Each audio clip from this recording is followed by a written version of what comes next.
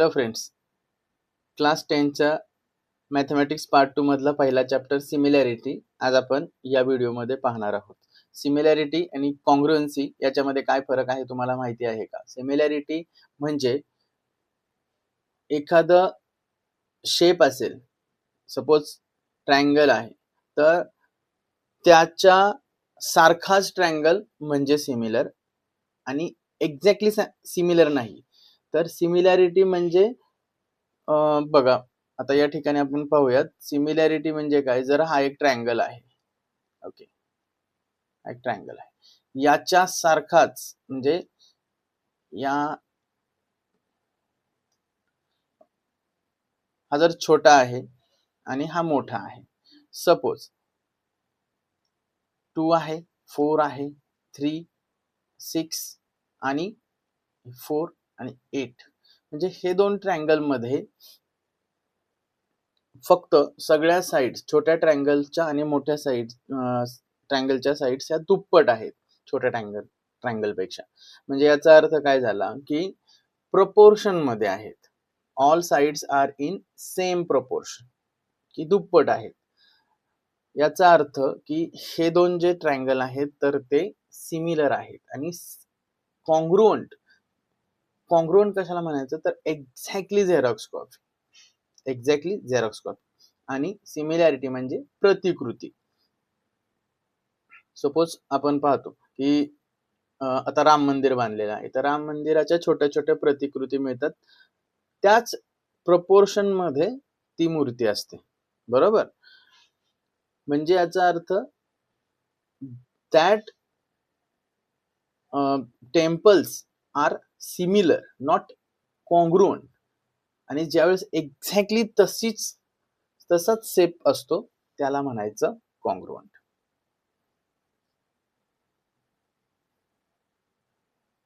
अच्छा, पुढे जाऊयात.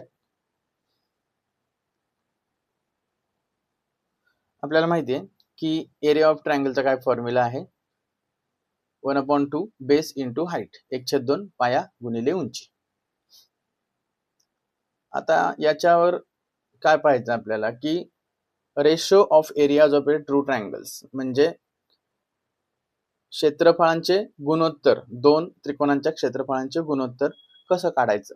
जर हे दोन त्रिकोण आहेत, या ठिकाणी हा एक ट्रायंगल आहे एबीसी आणि दुसरा एक ट्रायंगल आहे पीक्यूआर, ठीक आहे.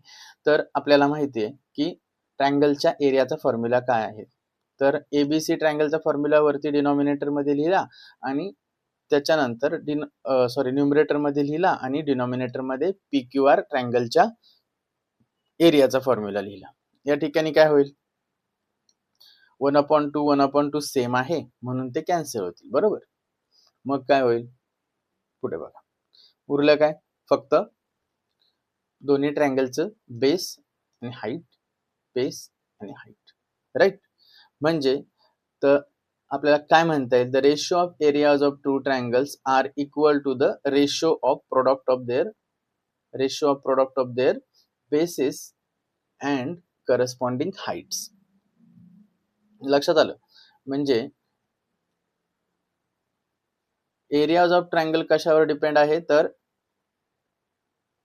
Ratio of the product of their bases and corresponding height.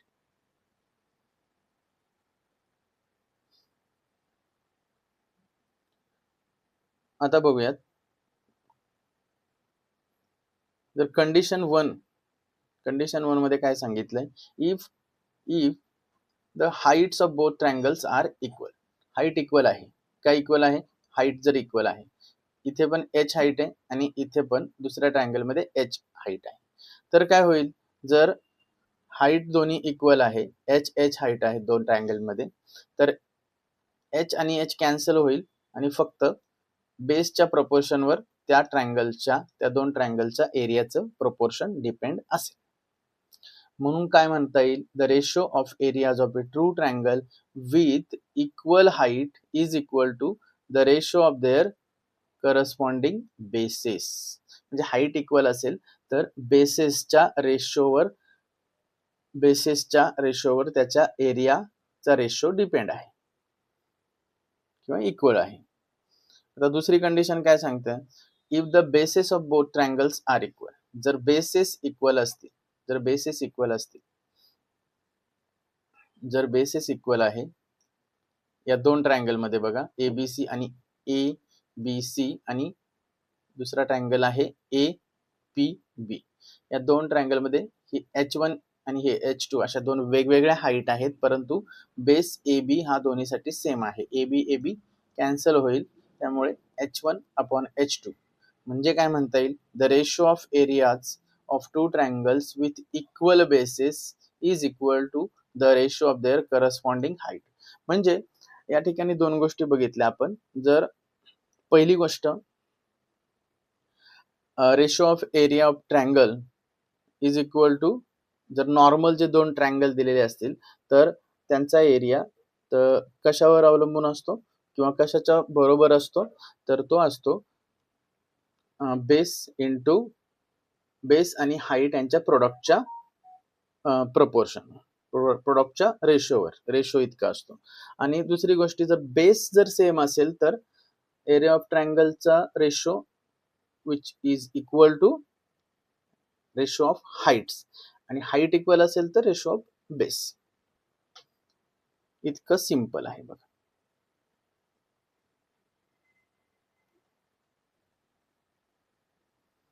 आता इथं ऍक्टिव्हिटी दिलेली आहे काही, बघूयात आपण, सॉल्व्ह करूयात. Fill in the blanks. Triangle ABC, area of triangle ABC आणि area of triangle APQ. ABC आणि एपीक्यू. तर काय म्हटलंय की त्यांचं कशावर डिपेंड असणार आहे, एबीसी आणि एपीक्यू. इथे या ठिकाणी ही जी ए आर हाईट दिसते तर ती दोन्ही ट्रायंगल साठी सेम आहे. त्यामुळे आता सुरुवातीला आपण काय लिहायचंय की एबीसी, ट्रायंगल एबीसी ची हाईट आहे ए आर, बरोबर, आणि त्याचा बेस आहे बीसी, राईट. ट्रायंगल एपीक्यू चा बेस आहे, हाईट आहे ए आरच आणि बेस आहे पीक्यू. या ठिकाणी ए आर आणि हे ए आर कॅन्सल होतील आणि आपल्याकडे उरेल फक्त बीसी अपॉन पीक्यू, बिकॉज त्या दोन ट्रायंगलची हाईट सेम आहे, म्हणून त्यांचा एरियाचा रेशो हा इक्वल आहे त्यांच्या बेसच्या रेशो इतका. या ठिकाणी दुसरी डायग्राम दिलेली आहे बघा. त्याच्यामध्ये LMN आणि DMN याच्यामध्ये दोन वेगळ्या हाईट आहेत, बट इथं बेस सेम आहे.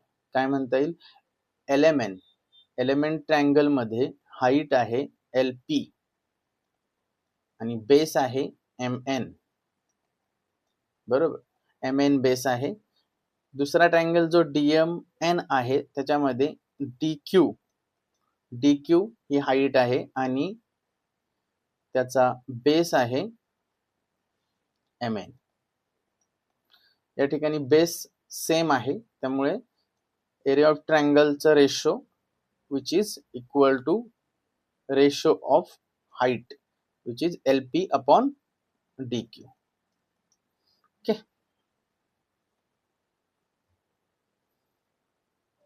पुढे बघा, पुढे काय दिलं, M is mid point of segment AB and segment CM is median. CM is a median, that's why we can call M is a midpoint of AB. Okay, तर मग triangle AMC and triangle BMC यांच्या एरियाचं proportion काय असेल. या ठिकाणी मित्रांनो height same आहे, या दोन ट्रायंगलची हाईट सेम आहे, त्यामुळे बेसच्या रेशोवर त्यांचा एरियाचा रेशो डिपेंड असेल. बेसचा रेशो काय आहे, तर AMC चं बेस आहे AM अपॉन BMC चा रेशो आहे, सॉरी, BMC चा बेस आहे, ट्रायंगल BMC चा बेस आहे BM. But we know that M is a mid point, त्यामुळे AM आणि BM हे इक्वल डिस्टन्स आहेत, म्हणजे they are similar, so they will get cancel. म्हणजे आपण असं लिहू शकतो AM upon AM, AM is equal to BM, कारण M is a mid point, that why AM is equal to BM. So we can write here AM upon AM and we can write here 1. So काय म्हणता येईल आपल्याला, 1 जर त्याचा ratio आला तर हे जे दोन ट्रायंगल दिलेत AMC आणि BMC, तर त्यांचा एरिया काय आहे, तर एरिया त्यांचा सेम आहे.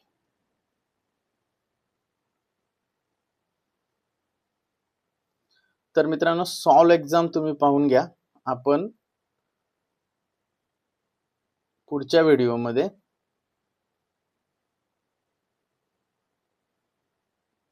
ओके रिव्हिजन करूयात आपण. रिमेंबर पॉइंट काय आहेत बघा.